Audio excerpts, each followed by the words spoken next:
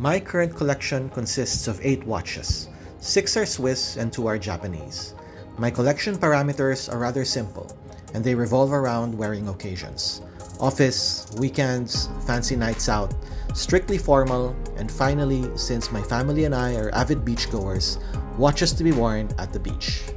For a beach watch, I wanted the Professional Divers 300, something durable that I could use anywhere from beach lounging to diving hundreds of feet below the ocean surface.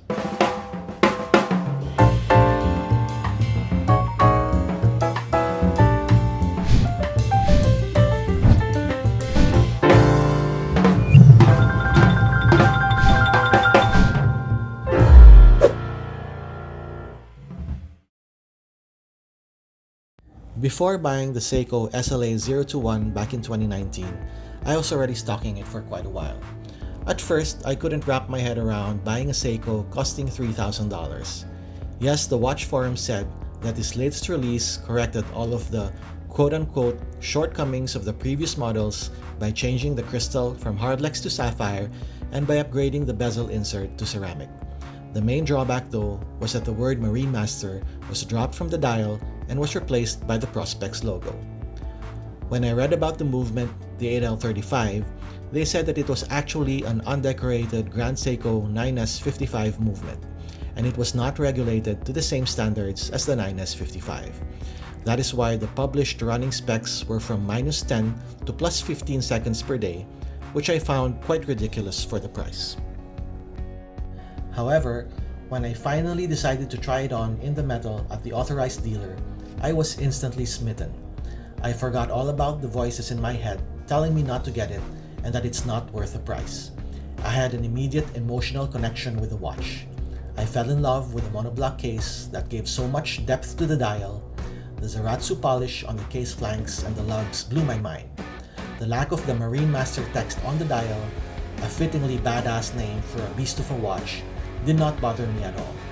I later learned that the -10 to +15 seconds per day was just the accuracy claim and that the watch was performing well within chronometer standards. And so on that day, I happily left the 80 with the watch strapped to my wrist and with me grinning ear to ear like a madman. Living in the Philippine Islands, beach trips and recreational diving have always been a huge part of my upbringing. Being an archipelago consisting of more than 7,000 islands, one is never too far from the beach and the sea. It is also a diver's paradise, situated within the so-called Coral Triangle. The country is known for having one of the most diverse marine life offerings in the world. The Tubataha Marine National Park off the coast of Palawan in the Sulu Sea is a national treasure that divers from all over the world come to experience. In fact, Seiko released a limited edition watch for the Philippine market that is inspired by this place. My family's preferred vacation spot is always somewhere that has scenic beaches, a place preferably facing the west where golden sunsets are best paired with below-zero beer. My weapon of choice in my beach and sea adventures is my SLA021.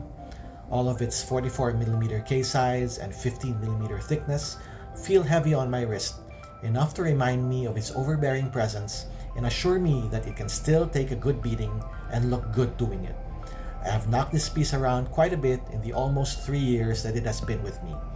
Thanks to the DiaShield coating and DiaShock shock protection, my watch still looks very decent, and the movement still ticks quite accurately. The Zaratsu polish still shines brightly and pulls the viewer's gaze into it under the right lighting conditions, which abound in the open beach under the blazing sun. Whenever I wear my Seiko to the beach and sea today, many memories come to mind.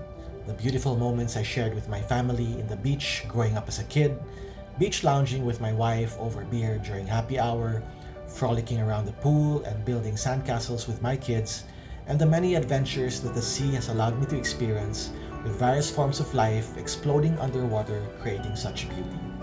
My MarineMaster 300 has been my faithful companion to the beach and sea since the time of its purchase. Wearing an expensive tool watch gives me the assurance that it can take whatever abuse you throw at it. It is a tool watch first and is not meant to be babied. Every nick and ding that this watch collects over the course of its usage will hopefully be a happy memory at the beach and the sea that brings a smile to my face. If you're a watch freak like me and would like to see more content like this, please drop a like, Click on the bell icon and hit the subscribe button to this channel. I would really appreciate it.